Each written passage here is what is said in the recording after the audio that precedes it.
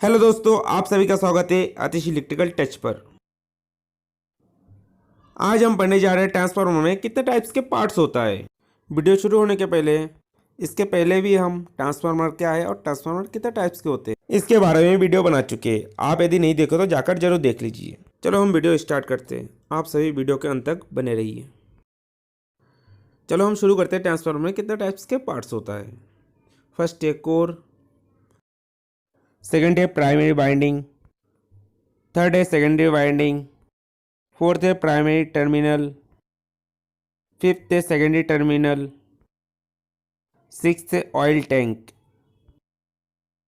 Seventh है transformer oil, eight है oil input wall, ninth है ऑयल आउटपुट वॉल, टेंथ है ऑयल गेज, 11th है कूलिंग पंप, 12th है अर्थ पॉइंट, 13 है नेम प्लेट, 14 है एक्सप्लोजन वॉल, 15 है कंजर्वेटर टैंक, 16 है ब्रेदर, 17 है सिलिका जेल, 18 है टैपिंग स्विच, 19 है बुकुस रिले और 20 है टेम्परेचर गेज। ये सभी हमारे ट्रांसफार्मर के पार्ट्स है जो आप अब तक देख रहे थे।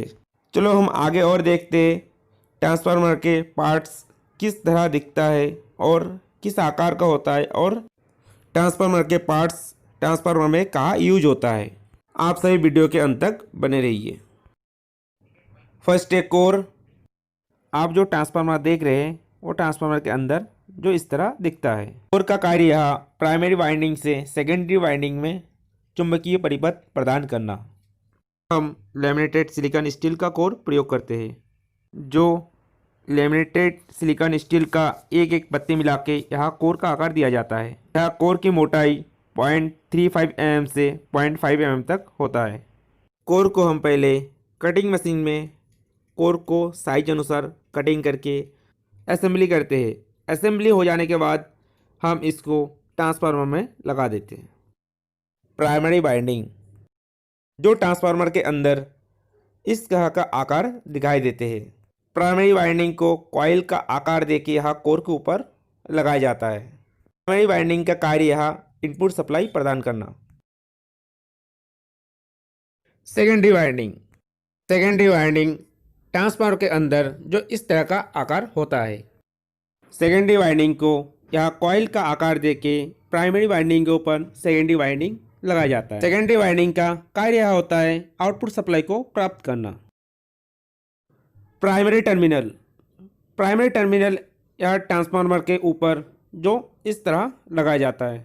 प्राइमरी टर्मिनल से यहाँ इनपुट सप्लाई प्राप्त करके प्राइमरी वाइंडिंग को दिया जाता है। सेकेंडरी टर्मिनल, सेकेंडरी टर्मिनल जो ट्रांसफार्मर के ऊपर इस तरह लगाया जाता है। सेकेंडरी टर्मिनल का कार्य यहाँ सेकेंडरी वाइंडिंग से जो आउटपुट सप्लाई प्राप्त होता है उस सप्लाई को सेकेंडरी टर्मिनल के द्वारा आगे डिस्ट्रीब्यूशन किया जाता है। Oil tank, oil tank transformer के इस तरह आकार होता है। ऑयल टैंक का कार्य यह ऑयल को स्टोर करके रखना। जो ऑयल टैंक अलग अलग ट्रांसफार्मर के अलग अलग आकार का ऑयल टैंक होता है। Transformer oil, transformer oil transformer के ऑयल टैंक में ट्रांसफार्मर ऑयल रहता है। ट्रांसफार्मर ऑयल का कार्य है primary winding and secondary winding को ट्रांसफार्मर ऑयल के अंदर डुबो के रखना, जिसके कारण प्राइमरी वाइंडिंग और सेकेंडरी वाइंडिंग में हीट उत्पन्न ना हो और जिससे शॉर्ट सर्किट होने से बचा जा सकता है। Oil input ball, oil input ball जो ट्रांसफार्मर के कंजर्वेटर टैंक से होकर या ऑयल टैंक में जाता है उसे ऑयल इनपुट वॉल कहते हैं। ऑयल इनपुट वॉल से हम ट्रांसफार्मर के ऑयल टैंक में हम ऑयल टॉपअप करते हैं। Oil output ball, oil output ball transformer के एकदम नीचे लगा रहता है।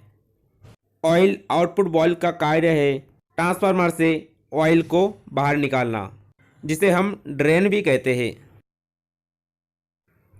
Oil gauge, oil gauge transformer के कंजर्वेटर टैंक में लगा रहता है, जिससे कंजर्वेटर टैंक में ऑयल का स्तर कितना है जो हमको ऑयल गेज के थ्रू पता चलता है।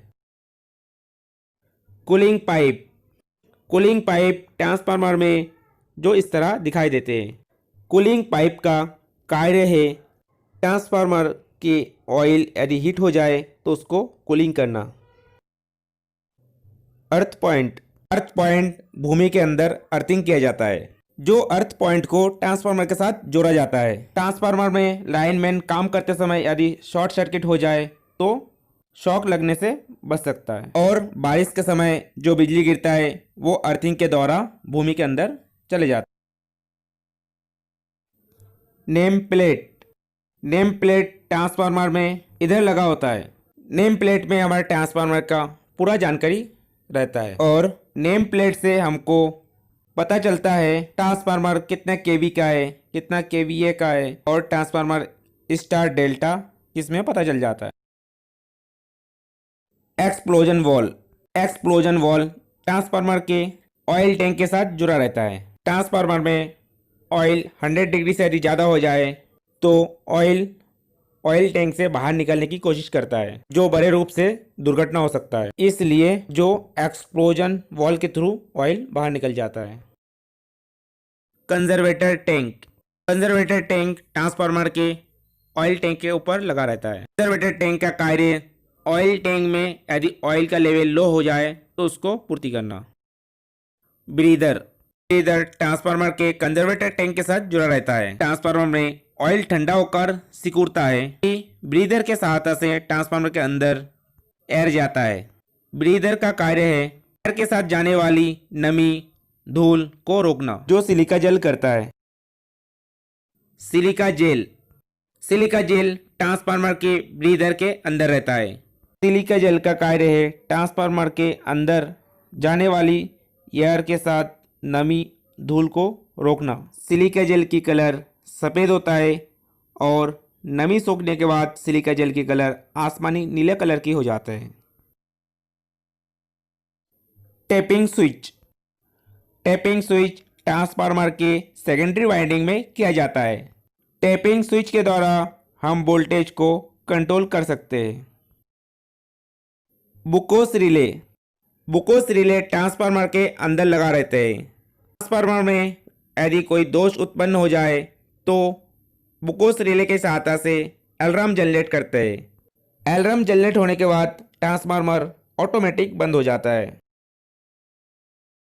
Temperature gauge, temperature gauge transformer के ऑयल टेम्परेचर को दर्शाता है।